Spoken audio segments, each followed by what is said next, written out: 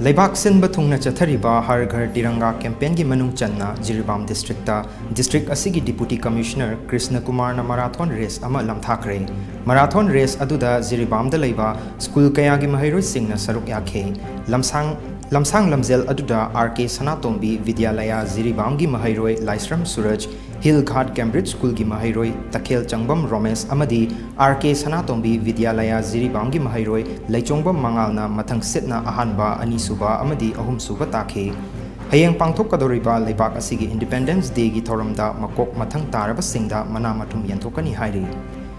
JIRIBAM district ki makok thongba official kayana saruk yaduna pangthokiba marathon race lamthabagi thoram aduda DC KRISHNA KUMAR na hai lamsang lamzel asi LEIBAK asigi mafam kayada pangthokliba Har Ghar Tirangga campaign gi saruk ama oina pangthokpani lamsang lamzel asida saruk yariba naha sing asibu thagatli lamsang lamzel asida makok mathang taraba singi mana mathum hayeng pangthokadoriba Independence Day gi thoramda yanthoklagani masida miyamnasu saruk yabiu haike